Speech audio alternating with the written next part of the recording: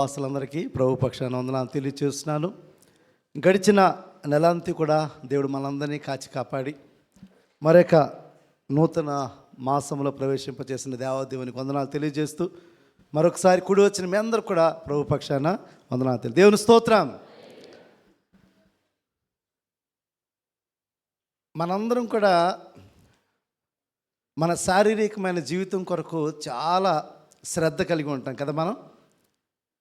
మన శారీరకమైన జీవితం, మన భవిష్యత్తు కొరకు చాలా శ్రద్ధ కలిగి ఉంటాం. మన భవిష్యత్తు కొరకు చాలా శ్రద్ధ కలిగి ఉంటాం. ఉందా మనందరికి శ్రద్ధ? లేదా? ఎవరికి చేతులు ఎత్తట్లేదు? ఉందా శ్రద్ధ? ఉంది. కొంతమంది వాళ్ళు భవిష్యత్తు కొరకు ఎంత శ్రద్ధ కలిగి ఉంటారంటే వాళ్ళు రిటైర్మెంట్ అయిపోయిన తర్వాత వృద్ధాప్యంలో ఎక్కడ ఉండాలో కూడా నిర్ణయించుకుంటారు. లేదంటారా? వాళ్ళు రిటైర్మెంట్ అయిపోయిన తర్వాత వృద్ధాప్యంలో ఏ స్థలంలో ఉండాలో నిర్ణయించుకుంటారు. ఒకరు చక్కని గృహాన్ని కట్టుకుంటారు, అంతేనా? దాంతోపాటు బ్యాంకు బ్యాలెన్స్ బాగా ఉంచుకుంటారు కదా, దాచుకుంటారు, 4 రాళ్ళు వెనకేసుకోవడం చేస్తూ ఉంటారు. ఇవన్నీ మనం చూస్తున్నప్పుడు మన జీవితం మీద భద్రత గురించి శ్రద్ధ మనకి ఎక్కువ. మన లైఫ్ సెక్యూరిటీ గురించి మనకి చాలా శ్రద్ధ మనకి ఉన్నది. దీనికి ఎవరు అతిథులు కాదు. ఇక్కడ ఉన్నంతకాలం నేను 30 సంవత్సరాలు ఉన్నానండి, ఇంత సంపాదించుకున్నాను అంటే లైఫ్ సెక్యూరిటీ అన్నమాట. అంటే మన జీవితం మీద భద్రత గురించి మనం చాలా జాగ్రత్తలు మనం తీసుకుంటూ ఉంటాం. దానికి ఇంకో ఉదాహరణ చెప్తాను. మీరు చెప్పినా చెప్పకపోయినా దానికి ఒక ఉదాహరణ చెప్తాను. లైఫ్ ఇన్సూరెన్స్ కడుతున్న వాళ్ళు ఇక్కడ ఎంతమంది ఉన్నారు? జెన్యున్గా చెప్పండి. Life insurance Ashok garu ఒక్కలేనా? చెప్పాలి జెన్యున్గా. ఇంకిద్దరేనా? అయ్యో చెప్పట్లేదు. పైన చెప్పాలి. మీరు అందరూ కడుతున్నారు చాలామంది కదా. వాళ్ళు వచ్చి మనకి ఆ లైఫ్ ఇన్సూరెన్స్ ఏజెంట్స్ వచ్చి, అయ్యా మీరు ఈ యొక్క పథకాన్ని కట్టండి, ఈ బీమాను, మీ లైఫ్ చాలా సెక్యూర్డ్గా ఉంటుందండి. మీరు వృద్ధాప్యంలో ఉన్నప్పుడు మీకు మెడికల్ కవరేజ్ వస్తుంది, మీ వృద్ధాప్యంలో ఉన్నప్పుడు మీ లైఫ్ సెక్యూర్డ్గా ఉంటుంది కదా. ఎల్ఐసి పాలసీస్ చాలామంది మనం కడుతూ ఉంటాం. అంటే మన యొక్క సంపాదనలో కొంత తీసుకుని శ్రద్ధ వహించి భవిష్యత్తు కొరకు, భవిష్యత్ భద్రత కొరకు మనం ప్రయత్నిస్తూ ఉంటాం. అది ఉండకూడదని నేను చెప్పట్లేదు. ఖచ్చితంగా మనం అటువంటి పొదుపు అనేది మనకి చాలా అవసరమైంది కాబట్టి. బట్ నేను ఇక్కడ చెప్పదలిచింది ఏంటంటే మనం చాలా కేర్ తీసుకున్నాం మన యొక్క లైఫ్ గురించి, మన జీవితం యొక్క భద్రత గురించి, మన భవిష్యత్తు గురించి చాలా భద్రత తీసుకుని డబ్బులు సేవ్ చేసుకుంటూ, if any crisis comes in our life, మన జీవితంలో ఏదైనా ఒక సమస్య వచ్చినప్పుడు, లేకపోతే ఒక వివాహాన్ని చేయాలి, లేకపోతే బిడ్డల యొక్క చదువుల కొరకు, లేకపోతే అనారోగ్యంగా వచ్చినప్పుడు, ఈ విధంగా మనం చూసినప్పుడు మన జీవిత భద్రత కోసం మనం అనేకమైన పాలసీస్ మనం కట్టుకుని డబ్బులు మనము సేవ్ చేసుకుంటున్నాం. ఇది సేవ్ చేసుకోవద్దని నేనేమి చెప్పట్లేదు. But more important, we should focus spiritual life insurance. మన ఆత్మీయ జీవితం కోసం మనం పాలసీ కావాలి మనకి. ఈ లోకంలో చాలామంది ఏజెంట్స్ వచ్చి ఈ పాలసీ మీరు కట్టండి, ఈ ప్లాన్ ఎలా ఉంటుంది, 5 సంవత్సరాలు ఎలా ఉంటుంది, 10 years ఎలా ఉంటుంది. వాళ్ళు ఏం చేస్తారండి, 50-60 సంవత్సరాల తర్వాత కూడా మనకి వాళ్ళు భవిష్యత్తు చూపిస్తుంటారు. ఆ లైఫ్ ఇన్సూరెన్స్ గురించి ఆ యొక్క పాలసీ కట్టించేవారు 50-60 సంవత్సరాల తర్వాత ఒక అద్భుతమైన జీవితం గురించి వాళ్ళు మనకు చెప్తూ ఉంటారు. ఇక్కడ మనందరం కూడా ఆలోచించాలి. దేవుని బిడ్డలైన వారందరూ కూడా మనకి స్పిరిచువల్ లైఫ్ ఇన్సూరెన్స్ కావాలి. దాని కొరకు ఎంతమంది సిద్ధపడుతున్నారు ఇక్కడ? అది కూడా చేతులు రెట్ల. స్పిరిచువల్ లైఫ్ ఇన్సూరెన్స్ గురించి రావట్లే చేతులు. అంటే ఇంట్రెస్ట్ లేదా? ఎక్కడైనా ఈ లోకంలోనే మీ జీవితం ముగిసిపోవాలా? మరి చెప్పాలి. అట్లీస్ట్ నాకు ఇంట్రెస్ట్, నాకు ఉందండి, డెత్ ఆఫ్టర్ లైఫ్, నాకు స్పిరిచువల్ లైఫ్ ఇన్సూరెన్స్ కావాలి. ఎంతమంది కావాలి చెప్పండి ప్లీజ్. పాస్టర్ గారికి నుంచి వస్తున్నాను, గట్టిగా అందరూ చేతులు ఎత్తండి. దేవుని స్తోత్రం. మన అందరికి కూడా స్పిరిచువల్ లైఫ్ ఇన్సూరెన్స్ కావాలి. ఎందుకంటే ఈ లోక జీవితం పరిమితమైనదని, ఈ లోక జీవితం తాత్కాలికమైనదని, ఈ లోకంలో మనం ప్రయాణికులమని, ఇవన్నీ కూడా మనము దేవుని వాక్యం ద్వారా ఎన్నోసార్లు హెచ్చరింపబడ్డాం. We know the reality. ఈ లోకంలో శాశ్వతంగా మనం జీవించమని తెలుసు. ఈ లోకంలో శాశ్వతంగా మనం జీవించము. ఈ లోకంలోని డబ్బు శాశ్వతం కాదు. ఈ లోకంలో ఉన్న పదవులు శాశ్వతం కాదు. ఈ లోకంలో ఇళ్ళు శాశ్వతం కాదు. ఈ లోకంలోని డబ్బు, ఆస్తులు శాశ్వతం కాదు. మరి ఏది శాశ్వతం అంటే నీ ఆత్మ. నీ ఆత్మ అది శాశ్వతమైనది. ఎందుకంటే ఈ లోకంలో శరీరం మరణించిన ఆత్మ దేవుని యొద్దకు వెళ్ళే గొప్ప ఆధిక్యత ఉన్నది. కాబట్టి ఇక్కడ ఉన్న దేవుని బిడ్డలైన మనందరం కూడా we need to think about our spiritual life insurance. మన ఆత్మీయ జీవితంలో ఉన్న ఆ లైఫ్ ఇన్సూరెన్స్ గురించి మనం ఆలోచన చేయాలి. అందుకే సిద్ధపడి ఉండాలని చెప్తున్నాడు దేవుడు. ఏమని చెప్తున్నాడు? సిద్ధపాటు కలిగి ఉండాలి. సిద్ధపాటు కలిగి ఉండకపోతే ఖచ్చితంగా ఆ స్పిరిచువల్ లైఫ్ ఇన్సూరెన్స్ నువ్వు ఎప్పుడు కూడా పొందుకోలేవు. నువ్వు పొందుకున్నట్లయితే, సిద్ధపాటు కలిగి ఉన్నప్పుడే నువ్వు ఖచ్చితంగా దాని కొరకు నువ్వు ప్రయత్నిస్తావు. నువ్వు సిద్ధపాటు లేనట్లయితే నువ్వు అది ప్రయత్నము చేయలేవు. ఇదే నన్ను చదవండి. మనం గడిచిన కొన్ని వారాలుగా మనం చూస్తున్నాం క్రీస్తు యొక్క హెచ్చరిక, ఫైనల్ వార్నింగ్స్. దేవుని బిడ్డలైన వారికి క్రీస్తు చేస్తున్న హెచ్చరికల గురించి మనం మాట్లాడుకుంటాం గడిచిన కొన్ని వారాలుగా. ఈ దినం మనం చూడబోతున్నాము క్రీస్తు హెచ్చరిక. క్రీస్తు హెచ్చరిక, నిర్లక్ష్యము వద్దు. క్రీస్తు హెచ్చరిక, నిర్లక్ష్యము వద్దు. నీ లైఫ్ గురించే నువ్వు చాలా బాధ్యత తీసుకున్నావు కదా.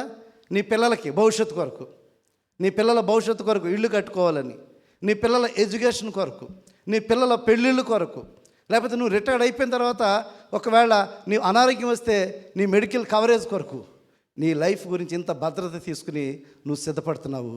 నీ ఆత్మీయ జీవితం కొరకు నువ్వు సిద్ధపడాలి. నువ్వు ఆత్మీయ జీవితం కొరకు సిద్ధపడాలి. నీ ఆత్మీయ జీవితంలో నిర్లక్ష్యత వద్దు. ఏమొద్దు? గట్టిగా చెప్పాలి. ఆత్మీయ జీవితంలో నిర్లక్ష్యత వద్దు. దేవుని వాక్యం మనం చూసినప్పుడు, మరి మత్తయి సువార్త 24వ అధ్యాయము 44వ వచనం చూసినప్పుడు, మీరు అనుకొనని గడియలో మనిషి కుమారుడు వచ్చును గనుకనే మీరును సిద్ధముగా ఉండి. మీరు అనుకొనని గడియలో, మీరు ఊహించని గడియలో మనిషి కుమారుడు ఈ లోకానికి రాబోతున్నాడు. మీకు స్పిరిచువల్ లైఫ్ ఇన్సూరెన్స్ ఉందనుకోండి, మీరు సిద్ధపడినట్లే. మీకు స్పిరిచువల్ లైఫ్ ఇన్సూరెన్స్ మీకు ఉందనుకోండి, you are ready. You are ready. ఏ సమయంలో అయినా, ఏ గడియలైనా ప్రభువైన యేసుక్రీస్తు ఆయన తిరిగి ఈ లోకానికి వచ్చినప్పుడు, యు ఆర్ ఆల్ బిలీవింగ్. మీరందరూ నమ్ముతున్నారా? దయచేసి అందరూ చెప్పాలి. మీరందరూ నమ్ముతున్నారా? యేసయ్య తిరిగి రాబోతున్నాడు, ఆయన రాకడ కొరకు నేను ఎదురు చూస్తున్నాను అని మీరందరూ కూడా ఆశిస్తున్నారా? చెప్పాలి. మీరందరూ ఆశిస్తున్నట్లయితే నేను సిద్ధంగా ఉండాలని మీరు ఆశించాలి. నేను సిద్ధపడాలని నువ్వు ఆశించాలి. ఆ సిద్ధపాటు కొరకు నువ్వు అనునిత్యం కూడా నువ్వు ఎప్పుడు కూడా రెడీగా ఉండాలి. కాబట్టి ఈ లోకంలో ఎప్పుడైనా నీ జీవితం ముగిసిపోతుంది. ఈ లోకం అనేది శాశ్వతం కాదని మనకి రియాలిటీ మనకు తెలుసు. అయితే ఈ లోకం నుంచి విడిచి వెళ్ళిన తర్వాత దేవుని రాజ్యంలో ఉండే సిద్ధపాటు నీకు నాకు కావాలి. అయితే ప్రభువైన యేసుక్రీస్తు చెప్తున్నాడు, ఆ గడి ఎప్పుడైతే రాబోతుందో మనకైతే తెలియదు, కానీ దాని కొరకు మీరు సిద్ధపడి ఉండాలి అని ఆ దేవుని వాక్యం సెలవిస్తుంది. అయితే ఈ యొక్క 24వ అధ్యాయము 44 నుంచి 51 వచ్చిన దాకా కొన్ని ప్రాముఖ్య విషయాలు మన ఈ యొక్క వాక్యమా నుంచి మనం చూడబోతున్నాం. మరి ఆ యొక్క రాకడ వస్తున్న సమయంలో అక్కడ ప్రభువైన యేసుక్రీస్తు ఆయన మాట్లాడుతూ, ఒక యజమానుడు తన యొక్క దాసులకంట తన యొక్క ప్రాపర్టీని అంతా అప్పగించాడంట. చూడండి ఆ మాట చూసినట్లయితే, యజమానుడు తన ఇంటి వారికి తగిన వేళ అన్నము పెట్టుటకును వారిపైన ఉంచిన నమ్మకమైన వాడును బుద్ధిమంతుడైన దాసుడు ఎవడు? యజమానుడు వచ్చినప్పుడు ఏ దాసుడు ఇలాగూ చేయిచుండుట అతడు కనుగొనును, ఆ దాసుడు ధన్యుడు. ఎవరైతే సిద్ధపాటు కలిగి ఉంటారో ఆ దాసులు ధన్యులు. దేవుడు ఈ లోకంలో మనందరికీ కూడా జీవితాన్ని ఇచ్చాడు. ఈ లోకంలో సృష్టి అంతట్లో కూడా విలువైన వారు మనమేనండి. విలువైన వారము మనమే. ఆ విలువైన వారు మనము కాబట్టి ఈ లోకంలో మనం జీవిస్తున్నంత కాలం కూడా చాలా బాధ్యతగా జీవించాలి మనం. ఎందుకంటే మన జీవితానికి ఒక ఉద్దేశం ఉన్నది కదా. మన జీవితానికి ఒక ఉద్దేశము ఉన్నది. మన జీవితానికి ఒక గమ్యం ఉన్నది. మన జీవితానికి ఒక గమ్యం ఉన్నది. కాబట్టి ఒక ఉద్దేశం ఉన్నది, ఒక గమ్యం ఉన్నది. కాబట్టి ఈ లోకంలో జీవిస్తున్నప్పుడు మనం ఆ యొక్క ఉద్దేశాన్ని గుర్తించి జీవించాలి. ఆ ఉద్దేశాన్ని గుర్తించి జీవించాలి. ఆ ఉద్దేశాన్ని గుర్తించి ఎప్పుడైతే జీవిస్తామో where in a right direction, మన గమ్యం వైపు మన జీవితాన్ని నడిపించుకుంటాం. ఆ ఉద్దేశాన్ని మనం తెలుసుకున్నప్పుడు, ఆ ఉద్దేశాన్ని గుర్తించినప్పుడు, ఆ ఉద్దేశానుసారంగా మన జీవితాన్ని నడిపించుకోవడానికి ప్రయత్నం చేస్తాము. అనుకున్న గమ్యానికి చేరడానికి మనందరూ కూడా సిద్ధపడుతూ ఉంటాం. అయితే ఆ దేవుని యొక్క రాకడ ఏ సమయంలో వస్తుందో మనకైతే తెలియదు, కానీ మనమందరం కూడా సిద్ధపాటు కలిగి ఉండాలి. ఈ సిద్ధపాటు కలిగి ఉన్న దాంట్లో ఇద్దరు వ్యక్తులు కనబడుతున్నారు. ఇక్కడ ఇద్దరు దాసుల గురించి మాట్లాడుతున్నాడు. ఒకరు నమ్మకమైన దాసుడు, ఒకరు నమ్మకమైన దాసుడు. నమ్మకమైన దాసుడు ఈజ్ ఫెయిత్ఫుల్. తన యొక్క దేవుడు తనకిచ్చిన జీవితం వల్ల బాధ్యత కలిగి ఉంటాడు. దేవుడు తనకిచ్చిన జీవితం వల్ల తన ఉద్దేశాన్ని గుర్తిస్తాడు. దేవుడు తనకిచ్చిన ఆ జీవితంలో తన గమ్యాన్ని తెలుసుకుంటాడు. ఆ గమ్యం కొరకు ఈ లోకంలో జీవిస్తుంటాడు. కాబట్టి ఈ లోకంలో తను జీవించినంత కాలం కూడా తన దినములు లెక్కించుకుంటూ ఉంటాడు కదా. కీర్తన 90లో కూడా నా దినములు లెక్కించడం నాకు నేర్పుమని చెప్తున్నాడు. ఈ లోకంలో everyday is an opportunity in your life. ప్రతిరోజు కూడా ఒక అవకాశం, తెలుసా? ప్రతిరోజు కూడా ఒక మంచి దినమే నీ జీవితంలో, చెడు దినం అనేది లేదు నీ జీవితంలో. ఆ ప్రతి దినము కూడా ఈరోజు నువ్వు దేవుడు నీకు ఆరోగ్యాన్ని ఇచ్చి నిన్ను సజీవ ల్యాంకులో ఉంచి ఈరోజు ఇక్కడ దేవుడు తీసుకొచ్చాడు. ఈరోజు నువ్వు భోజనం చేస్తున్నావు, ఈరోజు నువ్వు జీవించున్నావు, ఈరోజు నువ్వు సంతోషించడానికి, ఈరోజు నువ్వు నీ యొక్క ఉద్యోగాన్ని చేసుకోవడానికి, నీ కుటుంబంతో ఉండడానికి, ఇవన్నీ మేలులు పొందడానికి దేవుడు ఇంకా నిన్ను సజీవ లెక్కలో ఉంచాడు. అయితే ఇక్కడ ఉన్న మనందరం కూడా మన పర్పస్ ఆఫ్ లైఫ్ని మనము గుర్తించాలి. మన పర్పస్ ఆఫ్ లైఫ్ని మనం ఎప్పుడైతే మనం గుర్తిస్తామో మనం ఈ లోకంలో ఎలా జీవిస్తామంటే మెలకువ కలిగి జీవిస్తుంటాం. వెలుగు సంబంధం వల్లే జీవిస్తుంటాం. లోకంలో ఉన్నవారు వల్లే జీవించం.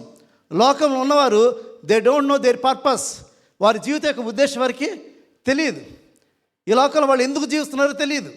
ఈ లోకంలో తినడం, త్రాగడం, సుఖించడం, అనుభవించడం, ఎంజాయ్ చేయడమే వారి జీవితాన్ని తెలుసు. కానీ మనమైతే మన యొక్క ఉద్దేశాన్ని గుర్తించాం. దేవుడు ఎందుకు మనం ఈ లోకం నుంచి పిలుచుకున్నాడో, ఎందుకు దేవుడు మనం రక్షించాడో, ఎందుకు తన ప్రాణాన్ని అర్పించున్నాడో, మరలా తిరిగి ఎందుకు రాబోతున్నాడో మన జీవిత ఉద్దేశం అంతా కూడా ఇక్కడున్న మనందరికీ స్పష్టంగా మనకి తెలుసు. కాబట్టి మనందరం కూడా సిద్ధపాటు కలిగి ఉండాలి, మెలకువగా ఉండాలి, వెలుగు సంబంధం వల్ల జీవించాలి. మొదటి తెస్సలోని పత్రిక 5వ అధ్యాయము 8వ వచనం చూసినట్లయితే, మనము పగటి వారమై ఉన్నాము కనుక మత్తులమై ఉండక విశ్వాస ప్రేమలను కవచమును రక్షణ నిరీస్తున్న శిరస్త్రాణమును ధరించుకొని సిద్ధముగా ఉండాలంట. మనం పగటి వారం వలే, అంటే లోకంలో వెలుగు సంబంధాల వలె ఈ లోకంలో జీవిస్తున్నాం, కానీ మనం ప్రతి క్షణం కూడా ఈ లోకానికి నేను చెందినవాడిని కాదు, ఈ లోకానికి నేను చెందినవాడిని కాదు, నా పౌరస్థితి ఇక్కడ లేదు, ఈ లోకంలో శాశ్వతంగా నేను జీవించను, ఈ లోకంలో నేను ప్రయాణికుడిగా వచ్చాను, ఏ దినాన్నైనా సరే ఇక్కడి నుంచి నేను వెళ్ళిపోవాలి. ఇక్కడ బేరాన్ని వచ్చిన మనం ఇక్కడ అంతా పర్మనెంట్ సిటిజన్స్గా ఫీల్ అవుతాం. మనం చెప్పండి, పర్మనెంట్ సిటిజన్గా ఫీల్ అవుతామా? ఇక్కడ వాళ్ళకి ఎన్నో సంవత్సరాల నుంచి జాబ్ ఉంది, అయినా సరే నువ్వు పర్మనెంట్ సిటిజన్గా ఫీల్ అవుతావా? ఫీల్ అవ్వవు. ఎందుకంటే ఏదో రోజు ఇక్కడి నుంచి నువ్వు వెళ్ళిపోవాలి, ఏదో రోజు ఇక్కడి నుంచి నువ్వు వెళ్ళిపోవాలి. ఎట్ ద సేమ్ టైం ఈ జీవితం నుంచి కూడా, ఈ లోకం నుంచి కూడా మనం ఏదో ఒక దినాన్ని వెళ్ళిపోవాలి. అయితే ఇక్కడ ఉన్నంతకాలం ఈ లోకంలో మనము వెలుగు సంబంధం వల్లే జీవించాలి, మత్తులుగా జీవించకూడదు. ఈ లోకంలో లోకమనే మత్తులో మనము జీవించకూడదు. అనుక్షణం కూడా మన ప్రవర్తనను మనము గుర్తించాలి, మన స్థితిని ఎరిగి ఉండాలి. ఏ స్థితిలో మనం జీవిస్తున్నామో, ఎటువంటి ప్రవర్తన కలిగి జీవిస్తున్నామో, ఎటువంటి సాక్ష్యాన్ని కలిగి జీవిస్తున్నామో, మరి దేవుని భయాన్ని కలిగి అనునిత్యం కూడా మనము మన జీవిత ఉద్దేశాన్ని గుర్తించి మనము జీవిస్తూ ఉండాలి. కాబట్టి వెలుగు సంబంధం వల్లే మనం జీవిస్తూ మనము దేవుని యొక్క రాకడ కొరకు మనం ఎదురు చూసేవారుగా మనందరి జీవితాలు ఉండాలి. అదేవిధంగా మనందరం కూడా దేవుడిచ్చిన గొప్ప భాగ్యం ఏంటంటే దేవుని రాజ్యంలో వారసులం కదా. దేవుడిచ్చిన గొప్ప ప్రివిలేజ్ ఏంటంటే దేవుని రాజ్యం వారసులం. ఎవరైతే దేవుని రాజ్యం కొరకు ఎవరైతే సిద్ధపడి ఉంటారో వాళ్ళందరిలో కూడా ఏమాత్రం భయం ఉండదంట, చాలా ధైర్యంగా ఉంటారంట ఈ లోకంలో. అంటే మరణం గురించి భయపడరు వాళ్ళు, మరణం గురించి వాళ్ళు భయపడరు. ఎప్పుడు వచ్చినా సరే నేను అక్కడికి వెళ్ళిపోతాను, ఎప్పుడు వచ్చినా సరే ఆయన ఏ రాకడ సమయం ఏ క్షణం వచ్చినా సరే నేను దేవుని రాజ్యానికి వెళ్ళిపోతానని చెప్పి ఈ లోక బంధాల మీద ఆశ ఉండదు వాళ్ళకి, ఈ లోకం మీద ఆశ ఉండదు, ఈ లోకంలో ఆస్తుల మీద, ఈ లోకంలో సుఖాల మీద, ఈ లోకంలో రిలేషన్స్ మీద వారికి ఏమాత్రం కూడా ఆశను వారు పెట్టుకోరు. వారు ఎల్లప్పుడూ కూడా పై సంబంధమైన వాటి కొరకే ఆశిస్తుంటారు, ధైర్యము ఉంటారు, ఏమాత్రం కూడా సిగ్గుపడని వారికి ఉంటారు. మొదటి యోహాను పత్రిక 2వ అధ్యాయము 28వ వచనం చూసినప్పుడు,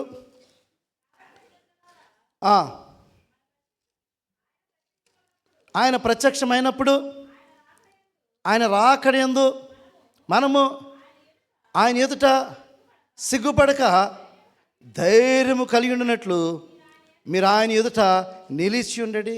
చిన్నపిల్లలారా, ఆయన ప్రత్యక్షమగినప్పుడు ఆయన రాకడయందు మనము ఆయన ఎదుట సిగ్గుపడక, ఎవరైతే సిద్ధపాటు కలిగి ఉన్నారో వాళ్ళు సిగ్గు ఉండదు వాళ్ళకి. ఎందుకంటే వాళ్ళు దేవుని కొరకు సిద్ధపడి ఉన్నారు, దేవుని కొరకు సిద్ధపడి ఉన్నారు. వాళ్ళు రక్షణ పొందిన వారుగా ఆ రక్షణను కొనసాగిస్తూ ఆయన వచ్చినప్పుడు వారు సిగ్గుపడకుండా ధైర్యముగా దేవుని ఎదుట వారు నిలిచి ఉంటారు. ధైర్యంగా దేవుని ఎదుట నిలిచి ఉంటారు. ఎందుకంటే దేవా వీఆర్ రెడీ, దేవా వీఆర్ రెడీ. ఎనీ టైం నీ వచ్చినప్పుడు, ఆయన పిలిచినప్పుడు, ఆయన పిలుపు అందుకున్నప్పుడు మనము దేవునితో పాటు దేవుని రాజ్యానికి వెళ్ళి గొప్ప ఆధిక్యత దేవుడు మనకి ఇవ్వబోతున్నాడు. దేవుడిచ్చే ఆధిక్యతను మనం చూస్తున్నట్లయితే రోమాపత్రిక 8వ అధ్యాయము 17వ వచనం చూసినట్లయితే,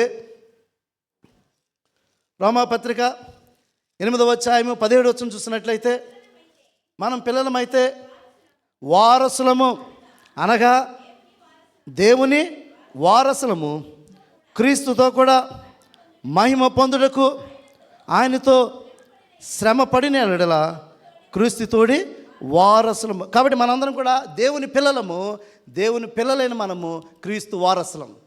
మనం దేవుని యొక్క వారసులం, క్రీస్తు వారసులం మనందరం కూడా. కాబట్టి ఆయన ప్రత్యక్షమైనప్పుడు మనం ఆయన వారసులం కాబట్టి ఆయన మనం పిలవడానికి వస్తున్నాడు. ఆయన వారసులం కాబట్టి మనం ఆయన తీసుకెళ్ళడానికి వస్తున్నాడు. మరలా తిరిగి వస్తున్నాడు, వచ్చి ఆయన రాజ్యంలో నిన్ను నన్ను కూడా ఉంచడానికి వస్తున్నాడు. అయితే ఎవరైతే సిద్ధపడి ఉంటారో వాళ్ళు చాలా అలర్ట్గా ఉంటారు. ఆయన స్వరాన్ని వింటారు, ఆయన మాటలు వింటారు, ఆయన నిత్యము వారితో మాట్లాడుతుంటారు. ఎప్పుడైతే ఆయన వచ్చి నీ హృదయం అనే తలుపు తట్టినప్పుడు you are ready, you are ready. నువ్వు సిద్ధపడినట్లయితే ఆయన నీతో సహవాసం చేస్తాడు, నీవు ఆయనతో సహవాసం చేస్తావు. అప్పుడు దేవుని రాజ్యాన్ని నేను తీసుకెళ్తాడు. దేవుని వాక్యం చూసినప్పుడు ప్రకటన గ్రంథము 3వ అధ్యాయము 20-21 వచనాలు చూసినట్లయితే, ఇదిగో నేను తలుపు యొద్ద నిల్చుండి తట్టుచున్నాను, ఎవడైనను నా స్వరము విని తలుపు తీసిన ఎడలా నేను అతని వద్దకు వచ్చి అతనితో నేనును, నాతో కూడా అతను భోజనము చేసా. నేను తలుపు వద్ద నిల్చుండి నేను తట్టుచున్నాను, ఎవడైనా నా స్వరం విని, అంటే ఎవరైతే సిద్ధపాటు కలిగి ఉంటారో, ఆత్మీయమైన మెలకువ కలిగి ఉంటారో వారు ఏం చేస్తారంటే దేవుని స్వరాన్ని వింటారు, దేవుని స్వరాన్ని వింటారు. అంటే ఈ లోకంలో వాళ్ళు జీవిస్తున్న ఎప్పుడు కూడా మెలకువ కలిగి ఉండి దేవునికి సిద్ధపాటు కలిగిన వారు ఆయన స్వరాన్ని వినువారుగా ఉంటారు, ఆయన స్వరాన్ని వినువారుగా ఉంటారు. ఎప్పుడైతే ఆయన స్వరాన్ని వినువారు ఉంటారో హృదయం అనే తలుపుని వారు తీస్తారు, హృదయం అనే తలుపుని తీస్తారు. అప్పుడు ఆయన హృదయంలోనికి ఆయన వస్తారు, ఆయనతో పాటు సహవాసం చేస్తారు. ఆ సహవాసం చేస్తున్న ఆ దేవుని బిడ్డలకు దేవుడిచ్చే ఆధిక్యత ఏంటో కింద చెప్తున్నాడు. నేను జయించిన తండ్రితో కూడా ఆయన సింహాసనందు కూర్చుండి అన్న ప్రకారము జయించు వానిని నాతో కూడా నా సింహాసనమందు కూర్చుండ నిచ్చేదను. చూసారు ఎంత అద్భుతమైన ప్రివిలేజ్ మనందరికీ. ఆయన తోటి వారసులు మనం, ఆయనతో పాటు ఆయన రాజ్యానికి వారసులుగా దేవుడు చేయడానికి వస్తున్నాడు.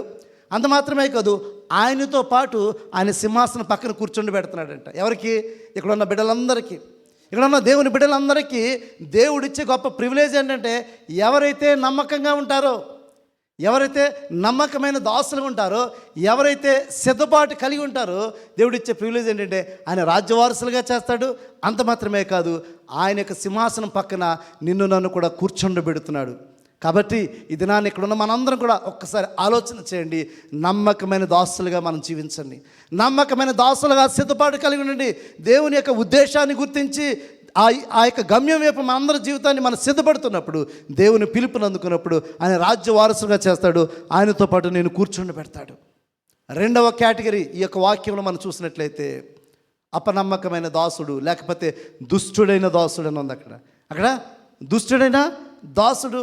ఈ దుష్టుడైన దాసుడు ఏమనుకున్నాడంటే, ఇంకా టైం ఉందిలే, యజమానుడు వచ్చే టైం ఇంకా ముందలే అని ఆలస్యం చేస్తున్నాడండి. చూడండి మత్తయి సువార్త 24వ అధ్యాయము 48, 49 వచనాలు.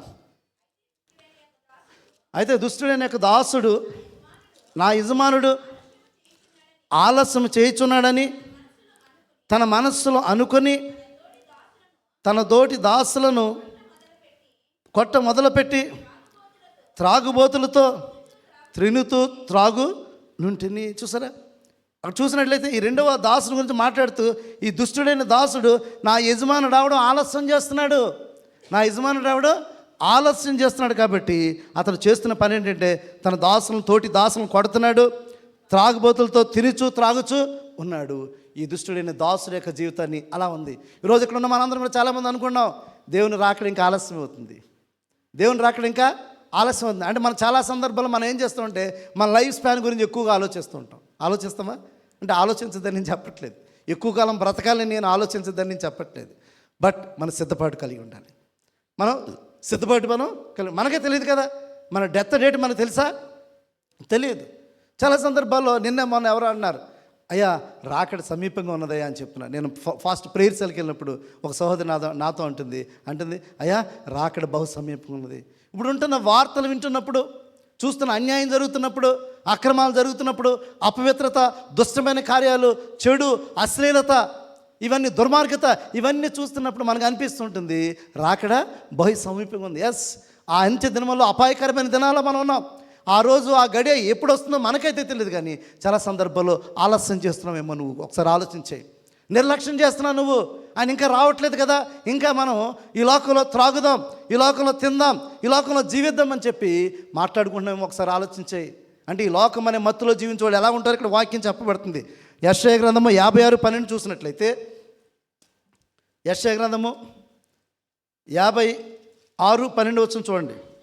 వారు ఇట్లందరూ నేను ద్రాక్షారసము తెప్పించదను, మన మద్యము నిండారినట్లు త్రాగదము, రండి నేడు జరిగినట్లు మరి లక్షణముగా జరుగు. చూసారా, ఈరోజు గురించి రేపు గురించి కూడా అతను ఆలోచన చేస్తున్నాడు. రండి తాగుదాం. ఈ త్రాగుబోతైన వాడు ఏం చేస్తాడంటే రండి త్రాగుదాం అన్నాడు. ఇక్కడ లిటరల్గా త్రాగుబోతుల గురించే కాదు, ఈ లోకమనే మత్తులో జీవించేవారు, ఈ లోకమనే పాపంలో జీవించేవారు, ఈ లోకమనే వ్యభిచారంలో జీవించేవారు, ఈ లోకమనే దుర్మార్గతలో జీవించేవారు, ఈ లోకమనే అపవిత్రలో జీవించే వాళ్ళు ఏం చెప్తారంటే నేను వెల్కమ్ చేస్తారు. రండి మనం పార్టీ చేసుకుందాం, రండి మనం త్రాగుదాం, రండి మనం చెడ్డకార్యాలు చేద్దాం, రండి ఈ లోకంలో ఆనందిద్దాం అని చెప్పి వారు నిన్ను ఆహ్వానిస్తుంటారు. వారు భవిష్యత్తు గురించి ఆలోచన చేయదు. రేపు కూడా ఎలా చేద్దారు, ఈరోజు పార్టీ చేసుకుందారు, రేపు పార్టీ చేసుకుందారు, రేపు ఎంజాయ్ చేద్దారు, ఈ లోకంలో ఎంజాయ్ చేద్దామని చెప్పి ఆహ్వానించే వాళ్ళు అనేక మంది ఉంటారు. వారికి భవిష్యత్తు గురించి ఆలోచన లేదు, వారు సిద్ధపడిన వారు కాదు, వారు ఈ లోకంలో మునిగిపోయిన వారు, ఈ లోకంలో మునిగిపోయిన వారు, ఈ లోకమైన మత్తులో జీవిస్తున్నవారు నిన్ను కూడా మిస్లీడ్ చేస్తుంటారు. కాబట్టి ఈ దినాన్ని ఒకసారి ఆలోచించండి.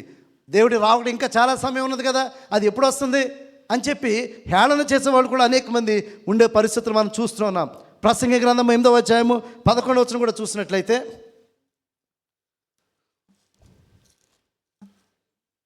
ప్రసంగి గ్రంథము 8వ అధ్యాయము 11వ వచనం, దుష్క్రియకు తగిన శిక్ష శీఘ్రముగా కలగపోవట చూచి మనుషులు భయము విడిచి, ఇది చూడండి అండర్లైన్ చేసుకుని, హృదయపూర్వకంగా దుష్క్రియలు, అంటే వాళ్ళు చేస్తున్న తప్పిదాన్ని బట్టి జడ్జిమెంట్ ఇంకా రావట్లే వాళ్ళకి ఇమీడియట్గా కదా. చాలాసార్లు అనుకుంటాం కదా, దుర్మార్గంగా జీవిస్తున్నాడు వీడికి ఏంటి జడ్జిమెంట్ రావట్లేదేంటి, అన్యాయంగా జీవిస్తున్నాడు వీడికి ఇంకా జడ్జిమెంట్ రావట్లేదేంటి, పాపంలో జీవిస్తున్నాడు, వ్యభిచారంలో జీవిస్తున్నాడు. దేవుడు మనల్ని ప్రేమిస్తున్నాడు, అది గమనించండి.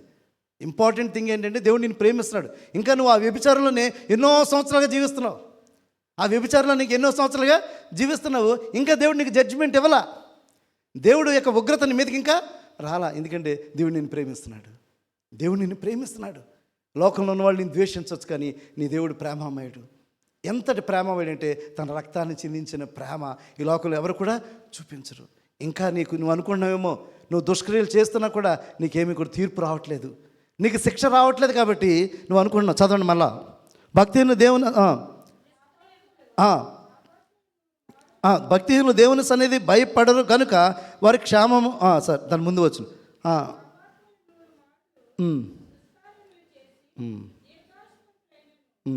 సరే 11 వచ్చిన వారు శీఘ్రముగా కలగకపోవడం చూచి మనుషులు భయము విడిచి హృదయపూర్వకంగా దుష్క్రియలు చేస్తారండి. భయము విడిచి అంటే దేవుని భయం వారికి లేదు. వాళ్ళు చేస్తున్న దుష్టత్వాన్ని బట్టి, వారు చేస్తున్న పాపక్రియలు బట్టి, వారు చేస్తున్న అన్యాయాన్ని బట్టి, వారు చేస్తున్న అక్రమాలను బట్టి, వారు చేస్తున్న వ్యభిచారాన్ని బట్టి భయం లేదు. ఎందుకంటే ఇంకా శిక్ష రావట్లేదు కదా, దేవుడు మనల్ని గద్దించట్లేదు కదా, నా పరిస్థితులు మారలేదు కదా అని ఒకసారి నువ్వు అనుకుంటున్నావేమో. ఒకసారి నువ్వు ఆలోచన చేయి. అపనమ్మకమైన వారు, దుష్టమైన అయిన వారు ఎవరైతే ఈ దుష్టమైన దాసులుగా ఉన్నవారు ఎవరైతే ఉన్నారో వాళ్ళు అలా అంటారండి, దేవుని భయం వాళ్ళకి ఉండదు. ఇంకా పాపంలోనే వాళ్ళు కంటిన్యూ అయిపోతుంటారు. ఒక్కసారి ఆలోచించేయండి, ఖచ్చితంగా దేవుని యొక్క శిక్ష మన మీదకి రాబోతున్నది. అట్టి రీతిగా మీరు జీవించినట్లయితే దేవుని శిక్ష ఖచ్చితంగా మన మీద రాబోతున్నది. నిర్లక్ష్యత వద్దు అని దేవుని వాక్యం సెలవిస్తుంది. 2వ పేతురు పత్రిక 3వ అధ్యాయము 3-5 వచనాలు కూడా చూసినట్లయితే 2వ పేతురు పత్రిక 3వ అధ్యాయము 3-5 వచనాలు. అంచె దినములలో అపహాసకులు అపహసించు వచ్చి తమ స్వకీయ దురాశలు చొప్పున నడుచుకొని, కొంతమంది ఈ లోకంలో ఈ అంత్యకాలాలు ఉంటున్న కొంతమంది వారి యొక్క స్వకీయ దురాశల చేత వాళ్ళు జీవిస్తూ ఎలాగా హేళన చేస్తూ మాట్లాడతారో చూడండి. ఆయన రాకడను గురించి వాగ్దానం, దేవుడు రాకడ గడిచిన దినాలు వచ్చి ఒక విశ్వాసంతో మాట్లాడినప్పుడు ఆయన ఈ మాట చెప్పినండి ఇదే అన్నారు. అవునండి పాస్టర్ గారు, చిన్నప్పటి నుంచి రాకడ వస్తుంది పాటలు పాడుతున్నాం, మనం వాక్యాన్ని వింటున్నాం, మరి నిజమే కదా, ఇంకా రాకడ రాలేదని చెప్పి నీ కొరకు నా కొరకు దేవుడు దీర్ఘశాంతుడిగా ఉన్నాడు. 2వ పేతురు పత్రికలో ఏం చేస్తాడు, దేవుడు ఇంకా దీర్ఘశాంతుడిగా ఎందుకు ఉన్నాడు తెలుసా? నేను కూడా మారు మనసు పొందాలని దేవుడు ఇంకా దీర్ఘశాంతుడిగా ఉండి ఆయన వేచి ఉన్నాడు. అయితే మనం అందరం కూడా నిర్లక్ష్యత వహించి ఇంకా రాకడ రావట్లేదు కదా. చదవండి, ఆయన రాకడ గురించి వాగ్దానం ఏమైను, పితరులు నిద్రించినది మొదలుకొని సమస్తమును సృష్టి ఆరంభం ఉన్నట్లే నిలిచి ఉందన్నది చెప్పుదురు. మొదట మీరు తెలుసుకున్నాను కాబట్టి అప్పటి నుంచి ఇప్పటిదాకా ఎలాగ ఉన్నది కాబట్టి ఆయన ఇంకా రావట్లేదని చెప్పి అపహాస్యం చేసేవాళ్ళు కూడా చాలామంది లోకంలో ఉంటారు. అపనమ్మకమైన దాసులైన వారు, ఈ దుస్తులైన దాసులైన వారు, రండి త్రాగుదాం, రండి వ్యభిచరిద్దాం, రండి ఈ లోకంలో సుఖిద్దాం, రండి ఈ లోకంలో ఎంజాయ్ చేద్దాం. ముసలి వాళ్ళు అయిపోయిన తర్వాత ఏం చేయగలము, రండి మనం ఎంజాయ్ చేద్దామని చెప్పి మనల్ని మిస్లీడ్ చేసే అనేక మంది ఉంటారు. వారు దుష్టమైన దాసులుగా ఉన్నారు, అపనమ్మకమైన దాసులుగా ఉన్నారు. వారు నిర్లక్ష్యత వహిస్తూ వారి ఆత్మీయ జీవితం మీద శ్రద్ధ కలిగి ఉండరు. వారి ఆత్మీయ జీవితం మీద ఉద్దేశాన్ని వారి జీవిత ఉద్దేశాన్ని తెలుసుకోరు. వారి జీవిత గమ్యాన్ని వారు తెలుసుకోకుండా వారు నిర్లక్ష్యత కలిగి వారు జీవిస్తుంటారు. అయితే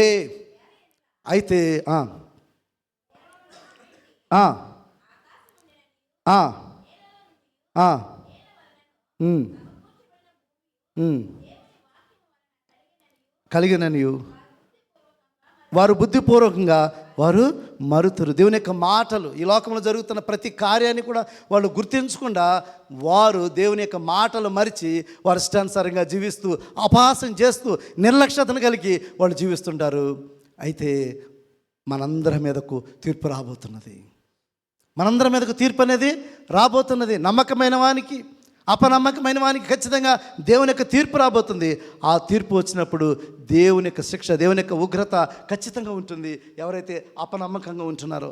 మత్తయి సువార్త 22:14 చూసినట్లయితే, మత్తయి సువార్త 22:14 చూసినట్లయితే, కాగా పిలువబడిన వారు అనేకులు, ఏర్పరచబడిన వారు కొందరే. ఈ లోకంలో అనేక మంది పిలువబడుతున్నారు, అనేక మందికి దేవుని యొక్క ఇన్విటేషన్ వస్తుంది, రండి రండి రండి అని చెప్పి దేవుని సువార్త ప్రకటించబడుతుంది. దేవుని సువార్త ఈ లోకమంతా కూడా ప్రకటించబడిన తర్వాతే రాకడ వస్తుందంటే, ఈ లోకమంతా కూడా దేవుని యొక్క సువార్త ప్రకటించిన తర్వాతే. క్రీస్తు గురించి ఈ లోకంలో తెలియని వారు ఎవ్వరూ కూడా ఉండరంట. క్రీస్తు గురించి, క్రీస్తు మాటల గురించి, క్రీస్తు త్యాగం గురించి, క్రీస్తు రక్షణ గురించి తెలియని వారు ఎవరు కూడా ఉండరు. అయితే పిలువబడిన వారు అనేకులు, ఏర్పరచబడిన వారు కొద్దిమందే. ఇదేనా ఇక్కడ ఉన్నవారందరూ కూడా ఆలోచించేయండి. నువ్వు సిద్ధంగా ఉన్నట్లయితే ఆ కొద్ది మందిలో నీవు కూడా ఉంటావు. ఆ కొద్ది మందిలో నీవు కూడా ఉంటావు. జీవిత ఉద్దేశాన్ని గమనించినప్పుడు, జీవిత గమ్యాన్ని గుర్తించినప్పుడు, ఆ రాకడకు సిద్ధపడినప్పుడు, నువ్వు ఎప్పుడు చనిపోయినా సరే, ఎప్పుడు పిలుపు వచ్చినా సరే, ఆ కొద్ది మందిలో నీవు కూడా ఒకటిగా ఉంటావు అనే విషయాన్ని గుర్తించండి. మత్తయి సువార్త 25:30 చూసినట్లయితే, మత్తయి సువార్త 25:30 చూసినట్లయితే, మరియు పనికిమాలిన ఆ దాసుని వెలుపటి చీకటిలోనికి త్రోసివేయడి, అక్కడ ఏడ్పును పండ్లు కొరికటి ఉండును. ఆ దాసుని వెలుపటి చీకటిలోనికి త్రోసివేయ పరిస్థితి. ఎవరైతే సిద్ధపడిన దాసు ఉంటాడో, ఎవరైతే అపనమ్మకమైన దాసుడు ఎవరైతే ఉంటాడో, ఆ దాసుడు ఎవడంటే వాడు చెడ్డవాడైన దాసుడు. వాడు చెడ్డవాడైన దాసుడు. ఒక విధంగా చెప్పాలంటే ఇక్కడ చూసినట్లయితే సోమరి అయిన చెడ్డదాసుడు. ఈ ముందు వచనాల్లో ఉంటుంది కదా, సోమరైన చెడ్డదాసుడు తనకిచ్చిన తలాంతిని భూమిలో పాతిపెట్టేశాడు. తనకిచ్చిన తలాంతిని భూమిలో పాతిపెట్టేశాడు. అతడు సోమరి అయిన చెడ్డదాసుడు. వారికి ఆత్మీయ జీవితంలో సిద్ధపాటు లేదు, ఆత్మీయ జీవితంలో జాగ్రత్త లేదు, ఆత్మీయ జీవితంలో శ్రద్ధ లేదు. ఈ లోకంలో నిర్లక్ష్యత వహించారు. ఈ లోక జీవితం కొరకే ఫోకస్ చేస్తాడు. లోకంలో డబ్బు సంపాదించాలి, లోకంలో బిల్డింగ్లు కట్టుకోవాలి, లోకంలో ఆస్తులు సంపాదించుకోవాలి, లోకంలో పదవులు అనుభవించాలి, లోకంలో సంతోషించాలి, లోకంలో ఆనందించాలి. లోకమైన భద్రత గురించే ఎక్కువ ఆలోచిస్తున్నాం. కానీ ఆత్మీయ జీవితం కూడా నిర్లక్ష్యత కలిగి శ్రద్ధ లేకుండా సోమరి అయిన చెడ్డదాసుడు ఉన్నాడే, ఆ చెడ్డదాసుని తీసుకెళ్ళి ఆ చీకటిలో పడవేస్తున్నాడు. అక్కడ ఏడ్పును పండ్లు కొరుకుట ఉండును అని చెప్తున్నాడు. అది దేవుని యొక్క తీర్పు అయి ఉన్నదనే విషయం గమనించండి. కాబట్టి ఇక్కడ ఉన్న మనందరం కూడా ఒకటి ఆలోచించండి. దేవుని తీర్పు తథ్యము, దేవుని యొక్క తీర్పు తథ్యము. నువ్వు చెడ్డవాడైన దాసుడుగా ఉంటున్నప్పుడు, సోమరైన దాసుడుగా ఉంటున్నప్పుడు, ఒక లేజీ స్పిరిచువల్ పర్సన్గా నీవు ఉన్నట్లయితే నీ ఆత్మీయ జీవితంలో సిద్ధపాటు నీకు ఉండదు. ఒక లేజీ స్పిరిచువల్ బిలీవర్గా నువ్వు ఉంటున్నట్లయితే నిర్లక్ష్యత కలిగి ఉంటావు. నీ జీవిత ఉద్దేశాన్ని గుర్తించవు. ఈ లోకంలో తినడం, త్రాగడం, సుఖించడం, ఆనందించడం, ఈ లోక జీవితం కొరకే నువ్వు ఆలోచన చేస్తావు. కానీ పైనున్న వాటి కొరకు నువ్వు ఆలోచన చేయట్లేదు. డెత్ ఆఫ్టర్ లైఫ్ గురించి నువ్వు ఆలోచన చేయట్లేదు. ఈ లోక జీవితం పరిమితమైన ఈ జీవితం కొరకు, తాత్కాలికమైన ఈ జీవితం కోసం, అశాశ్వతమైన ఈ జీవితం కోసం నువ్వు ఆలోచన చేస్తూ నీ జీవితాన్ని అంతా కూడా వెచ్చిస్తున్నావు. కానీ శాశ్వతమైన ఆ జీవితం కొరకు, దేవుని రాజ్యంలో వారసులుగా ఉండాలని, దేవునితో పాటు ఆయన సింహాసనంలో కూర్చుండాలని శ్రద్ధ కలిగినప్పుడు నువ్వు సిద్ధంగా ఉంటావు. ఆ దేవుని రాకడ కొరకు నీవు నేను కూడా శ్రద్ధగా ఉంటాము. అదేవిధంగా యోబు గ్రంథం 25:25-29 చూసినట్లయితే వారి గతి ఎలా ఉంటుందంటే సిద్ధపడిన దాసుల యొక్క గతి. యోబు గ్రంథము 25:25-29 అది దేహమును చీల్చి వచ్చును, వారి శరీరం నుండి పైత్యము తిత్తువచ్చును, మరణ భయము వారి మీదకి. వాళ్ళు ఇంక లైఫ్లో వారికి ఎలా వస్తుందంటే ఒక మరణ భయం అని వారి జీవితంలో వస్తుంది కదా. మరణ భయం ఎవరికి ఉండదో తెలిసింది, మన వాక్యంలో చూసాం.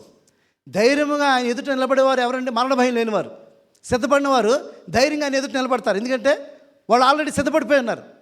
డెత్ ఎప్పుడు వచ్చినా సరే వాళ్ళు సిద్ధంగా ఉంటారు, కాబట్టి వాళ్ళు భయపడరు. కానీ ఈ లోక జీవితం కోసం ఆలోచిస్తుంటారు చూసారా, వాళ్ళు మరణ భయం ఎక్కువ వాళ్ళకి. ఎందుకంటే ఇంకా బ్రతకాలని జీవిస్తుంటారు, ఇంకా ఇక్కడ ఎంజాయ్ చేయాలి, ఇక్కడ ఆనందించాలి, సంతోషించాలి, ఎక్కువ కాలం బ్రతకాలి అని చెప్పి ఇక్కడ ఆశపడి ఈ లోక జీవితమే శాశ్వతమనికి ఎవరైతే జీవిస్తుంటారో వారికి మరణ భయం ఉంటుంది. తర్వాత వచ్చును వారి ధననిధులు అంధకార పూర్ణములగును, ఉదక నక్కరలేని అగ్ని వారిని మృంగివేయును, వారి గుడారములో మిగిలిన దాన్ని అది కాల్చివేయను. వారి ధననిధులంట అంధకారమయమైపోతాయంట. ఈ లోకంలో డబ్బులు సంపాదించుకుని ఎంతో డబ్బులు ఇంకా సంపాదించాలి, ఆ డబ్బుతో ఎంజాయ్ చేయాలి, ఆ డబ్బుతో సుఖించాలి, ఆ డబ్బుతో ఈ లోకంలో జీవించాలని నువ్వు ఆశపడుతున్నావే, అవన్నీ కొలాప్స్ అయిపోతాయి నువ్వు దాని కొరకు ఆశిస్తున్నట్లయితే. పరలోకమందున్న ధనాన్ని గురించి నువ్వు ఆలోచన చేయి, ఈ లోక ధనం గురించి కదా. తర్వాత ఆకాశం వారి దోషమును బయలుపరచును, భూమి వారి మీదకి లేచును, వారి ఇంటికి వచ్చిన అర్జన కనబడకపోవును. దేవుని కోపదినమున వారి ఆస్తి, వారు ఎంత సంపాదించినా దేవుని యొక్క కోపదినమున వారి ఆస్తి నాశనం అయిపోతుందంట. ఇది దేవుని వలన దుష్టులైన నరులకు ప్రాప్తించు భాగము, దేవుని వలన వారికి నియమింపబడిన స్వాస్థ్యం ఇదే. కాబట్టి దినాన్ని ఒక్కసారి ఆలోచించండి, అది గాడ్స్ జడ్జ్మెంట్. దుష్టులైన దాసులకు వచ్చే జడ్జ్మెంట్ ఏంటి? నీ లోక జీవితం గురించి ఆలోచన చేస్తున్నాం. ఈ లోకంలో డబ్బుల కోసం, ఈ లోకంలో ఆస్తుల కోసం, ఈ లోక జీవితం కోసం నువ్వు ఎక్కువగా ఆశపడుతున్నావు. అవన్నీ నాశనం అయిపోతాయి, అవన్నీ నశించిపోతాయి, అవేమి కూడా నీ ఆత్మను రక్షించజాలవు. కాబట్టి ఇదైనా ఒక్కసారి ఆలోచించండి. అటువంటి గతి నీకు ఉండకూడదు, అటువంటి గతి నీకు నాకు ఉండకూడదని దేవుని వాక్యం సెలవిస్తుంది. అదేవిధంగా యెషయా గ్రంథము 33:14 చూసినట్లయితే, యెషయా గ్రంథము 33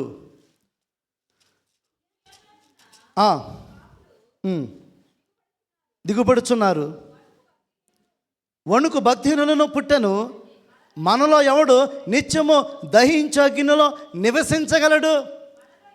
మనలో ఎవడు నిత్యము కాల్చుచున్న వాటిలో నివసించును. ఒక్కసారి ఆలోచించండి. Just think about.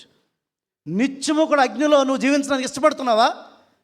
నిత్యము కూడా అగ్నిలో నివసించడానికి ఇష్టపడుతున్నావా?